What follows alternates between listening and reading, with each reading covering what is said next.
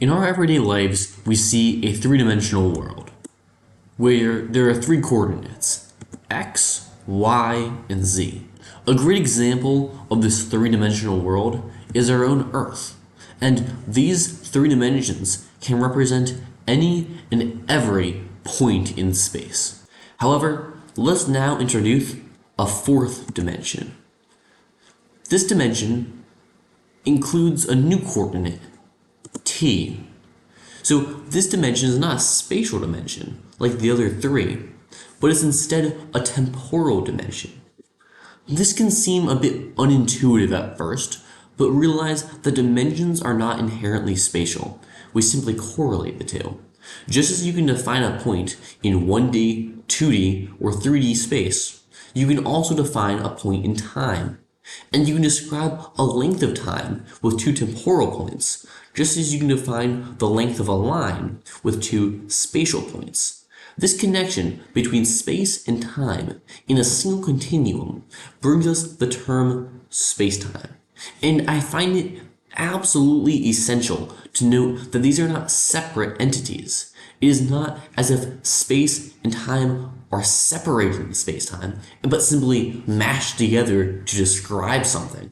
But instead, they are entirely unified into one entity. It's not space-time, it's a single word, space-time.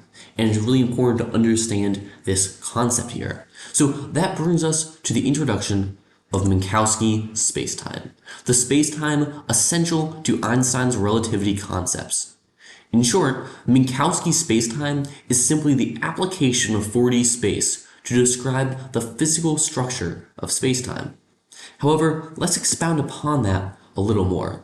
In Euclidean space, a distance between 2 points is found in the equation s squared equals x squared plus y squared plus z squared, really just the Pythagorean theorem, in which s is the distance between 2 points, which each point defined as an ordered pair of x, y, z.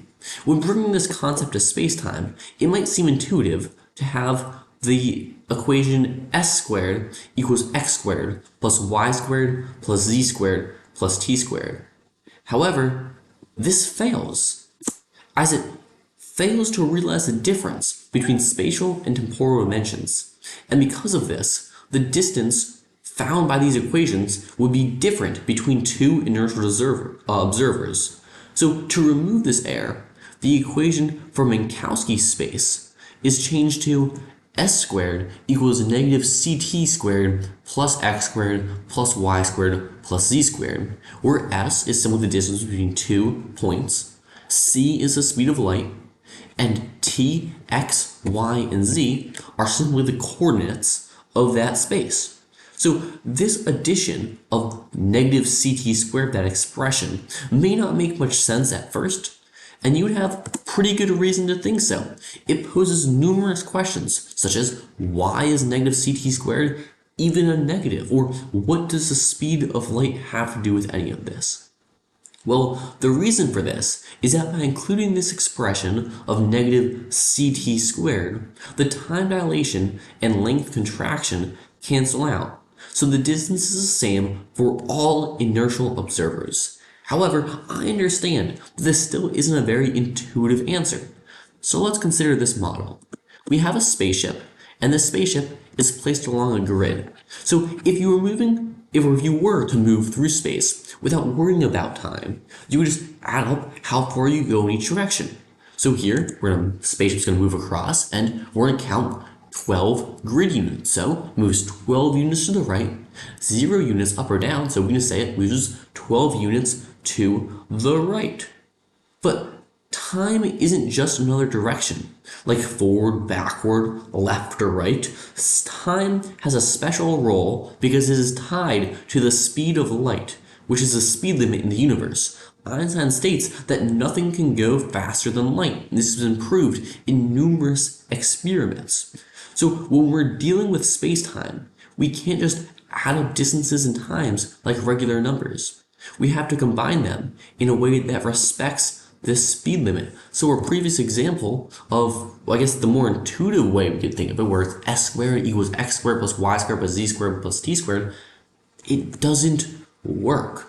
So by subtracting the time part in negative ct squared after multiplying it by the speed of light to turn into a distance, as the speed of light is in meters per second and time is in seconds, so in multitude it just gives you meters or distance in this case, we're making sure that the combined distance in space-time doesn't break the rule that says nothing can go faster than light.